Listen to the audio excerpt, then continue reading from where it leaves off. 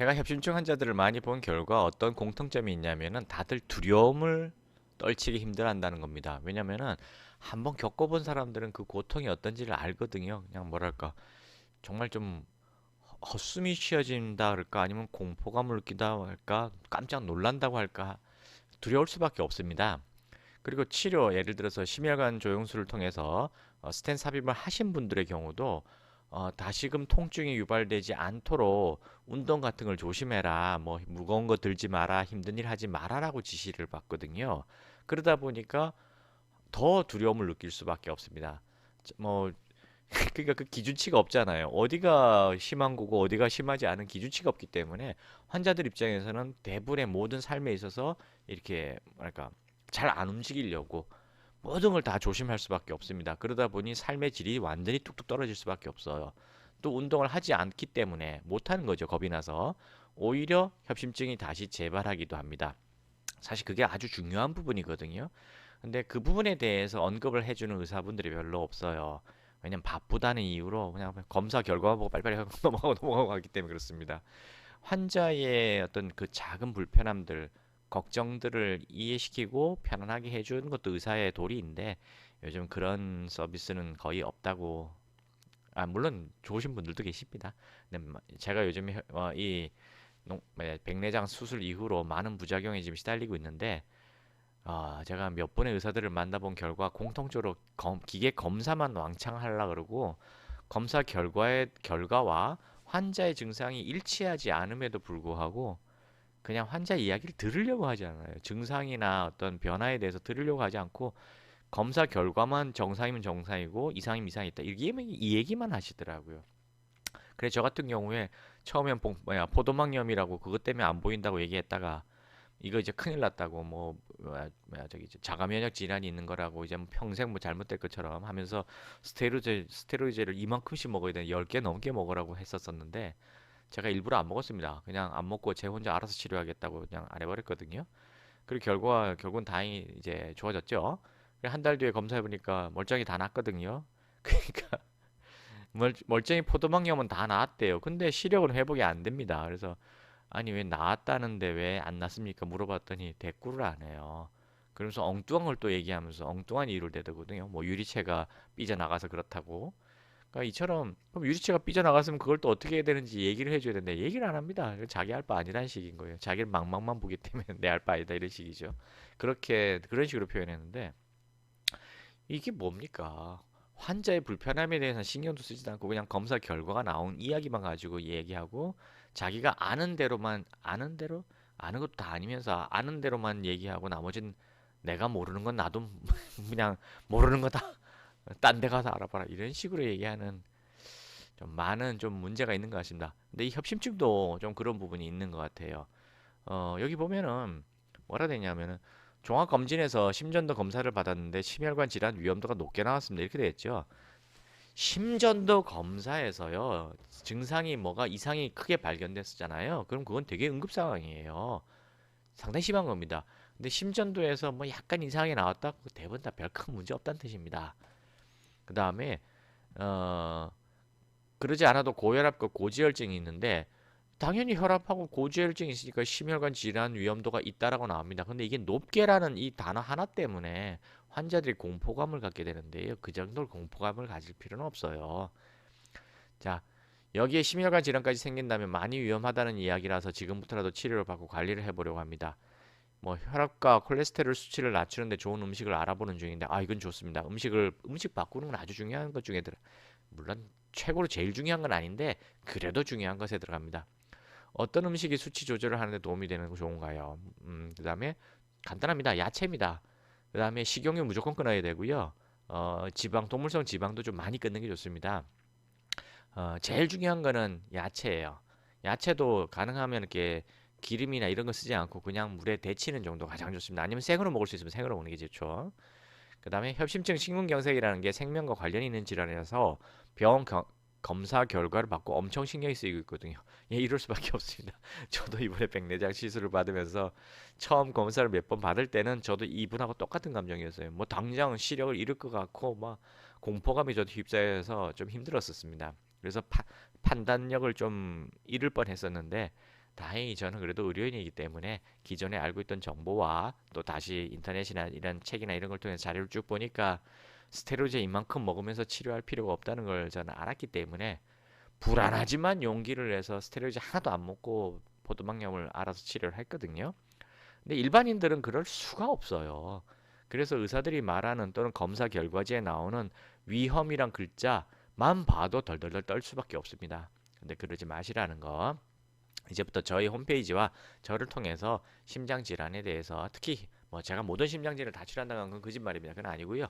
협심증 쪽에 대해서 나름대로 많은 정보를 갖고 있으니까 제가 알려드리도록 하겠습니다. 저를 믿고 따라오시면 크게 두렵지 않으실 거예요. 자, 혈압과 콜레스테롤 수치를 낮추는 데 도움이 되고 심혈관 질환 자료와 관리에 좋은 음식이 뭐가 있는지 지금 이분은 계속 음식만 얘기하시는데 왜 음식만 얘기하냐면 병원에서 해주는 얘기가 음식밖에 없어요. 무슨 약을 먹어라, 그다음 음식 조심해라 이거밖에 없거든요. 근데 사실은요 협심증 관련된 약은 별로 없다고 보시면 되고요. 별로 치료 효과들이 없다고 보면 됩니다. 그다음 음식은 좀 도움이 됩니다 분명히. 근데 진짜 중요한 건 여기서 빠졌잖아요. 뭐가 제일 빠졌냐고요? 첫 번째 스트레스, 그다음 두 번째가 운동입니다. 운동을 해야지 스트레스가 풀려요. 제가 지금까지 살아오면서 경험한 거, 스트레스 푸는 가장 좋은 방법은 땀 흘려서 운동하는 겁니다. 사우나 말고 운동을 해서 땀이 날 때까지 운동하는 게 스트레스 푸는 데 최고입니다. 두 번째는 뭐 좋은 친구들하고 대화 나누고 깔깔대고 웃으면서 행복하게 있는 거, 그것도 아주 좋습니다. 그 다음에 뭐 명상하는 것도 좋고요. 이런 방법으로 스트레스를 푸는 게 협심증 치료하는데 최고고요. 에이 설마 그런 것까지 병이 나을까? 아이 뭐 해봐야 엄청나게 오랜 시간이 걸리겠지. 일반인들은 그렇게 생각하실 겁니다. 아니에요. 스트레스는요 바로 직방으로 영향을 주고요. 거꾸로 스트레스를 풀면은 직방으로 회복이 됩니다. 그건 제가 경험을 해봐서도 알고 다른 사람들의 미국에 있는 의사들의 논문을 봐서도 알 수 있고요. 정말 스트레스는 사람을 죽이고 살리는 게 급격하게 나타납니다. 하루 만에 죽일 수도 있고 하루 만에 살릴 수도 있어요. 그만큼 스트레스 관리가 최고로 가장 빠른 치료 방법이라는 거. 절대로 시간 오래 걸리는 거 아니라는 거 믿으셔야 돼요. 자꾸 뭐 종교적인 얘기처럼 믿으라가 이상한데요. 사실이란 뜻입니다. 그다음 두 번째 운동하셔야 됩니다. 운동을 해야만 스트레스가 풀려요. 그리고 운동을 해야지 혈액순환이 빨라지면서 잔 구멍들, 그러니까 조금씩 막혀 있는 눈에 보이지 않는 심혈관 조영술로도 보이지 않는 많은 모세혈관들이 있거든요. 그것들이 다 뚫어집니다. 운동을 통해서 뚫을 수 있는 거예요. 너무 가는 것들은요 심혈관 조영술에 보이지도 않기 때문에 스tent 삽입도 할 수도 없어요. 근데 그런 것이 많이 막혀 있으면 협심증하고 똑같은 증상이 나타납니다. 근데 심혈관 조영술은 정상으로 보이죠. 이럴 때 뭐라 하냐면 모세혈관 협심증이라고 옛날 10년 전에 그렇게 이름을 붙였었어요. 지금은 뭐 달라졌는지 모르겠습니다만 그런 부분은 양방에서 치료 방법이 없습니다. 모세혈관 협심증은 치료 방법이 없어요. 뭐 뚫을 수가 있나? 그렇다고 약이 뭐 효과가 있나? 약 효과 없습니다. 여러분들이 알고 있는 아스피린, 뭐 콜레스테롤 저하제 이런 것이 뭐 심혈관 때를 다 벗겨내서 뚫어줄 거라고 여러분들 알고 있잖아요. 뭐 드라마라다 TV 방송에 보면 막 그렇게 뭐 컴퓨터 그래픽으로 막 나오잖아요. 실제 그럴 것 같습니까? 안 됩니다. 안 돼요. 그거 다 제약회사에서 만든 그냥 사람들이 보고 홀리게 만든 그래픽이지 실제로 안 뚫립니다. 어떻게 뚫리냐면 아까 말한 스트레스하고 운동으로만 뚫려요. 하나 더 예, 자꾸 습관이다. 그 한약으로 됩니다. 한약 중에 기를 순환시키는 약들이 있거든요. 그 약을 복용시키면은 뚫립니다. 그래서 실제로 저희 한의원에서 2달 정도 치료하고 심혈관 조영술을 다시 해봤을 때 뚫린 환자들이 거의 대부분이에요.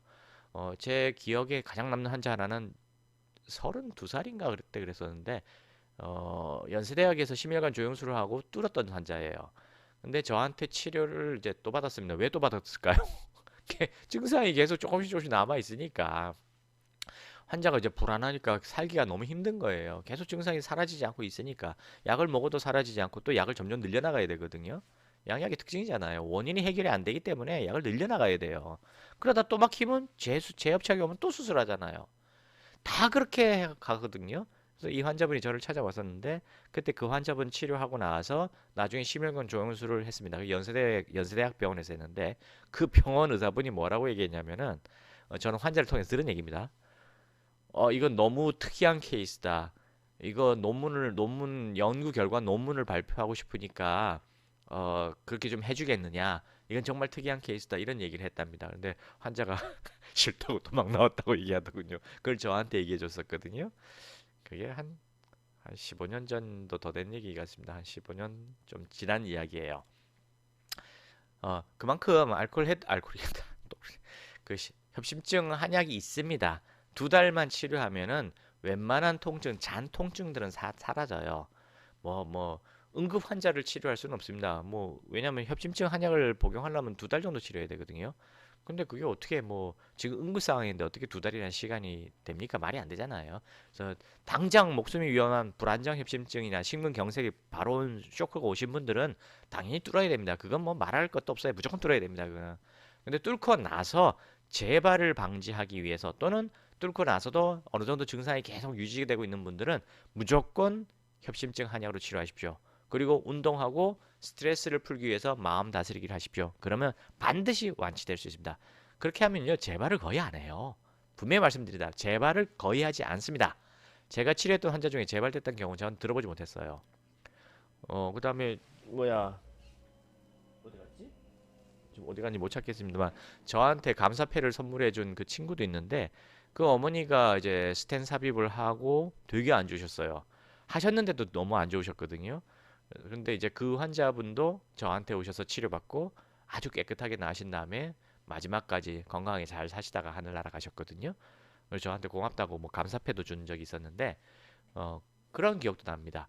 그만큼 협심증의 원인을 치료하면요 재발하지 않습니다. 원인은 오직 스트레스, 운동 부족입니다. 물론 나머지 작은 것들도 있죠. 음식을 좀 엉망이라든가 다른 것들도 있습니다. 근데 그런 거는 작은 소소한 것들이고요. 가장 중요한 건 스트레스하고 운동 부족이라는 거 명심하십시오. 그걸 해결할 수 있는 방법은 양약으로는 없다는 거. 그건 오로지 한약밖에 없다는 거. 그 다음에 나머지는 본인들이 다 알아서 해결할 수 있다는 거. 명심하시기 바랍니다. 감사합니다. 두려워하지 마십시오.